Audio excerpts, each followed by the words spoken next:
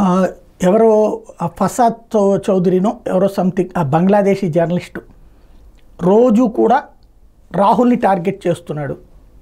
తనకు సంబంధించి ఎక్కడెక్కడియో ఫోటోలు, ఎవరికీ తెలియని ఫోటోలు, మనకెవరికి అసలు అంచనా లేనటువంటి విషయాలు, లేదా కలలో కూడా ఊహించనటువంటి పాయింట్స్ రైట్ చేసి ట్విట్టర్‌లో వరుసబెట్టి అటాక్ చేస్తున్నాడు.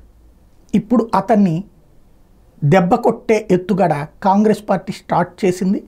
కర్ణాటకలో అధికారంలో ఉంది కాబట్టి కర్ణాటకలో అతని మీద క్రిమినల్ సివిల్ డెఫమేషన్ సూట్ వేశారు.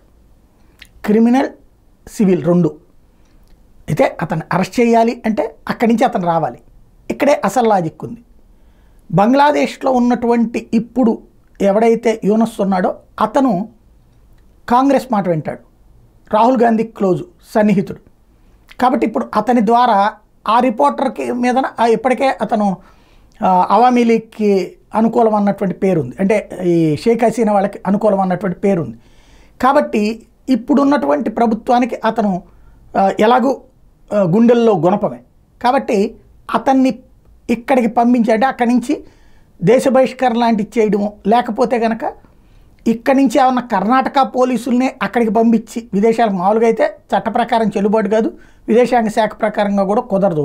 బట్ ఏదో ఒకటి రచ్చ చేయాలి కాబట్టి అతన్ని ఏమైనా చేస్తారా, లేదా అతన్ని అక్కడి నుంచి అరెస్ట్ చేస్తామని భయపెడితే అతను దేశం విడిచి పారిపోతే అతను ఇండియా వైపు వస్తే కనుక ఇండియాలో అతను అరెస్ట్ చేయడానికి ఎత్తుగడ వేస్తున్నారు తెలియదు. కానీ కాంగ్రెస్ చాలా పెద్ద స్ట్రాటజీగానే కర్ణాటక నుంచి సోనియా గాంధీని రాహుల్ గాంధీ జాతకాలు చెప్తున్నటువంటి వ్యక్తికి కౌంటర్ చేయట్లా, ఆన్సర్ చేయట్లా, అటాకింగ్ మోడ్లోకి వెళ్ళిపోయింది.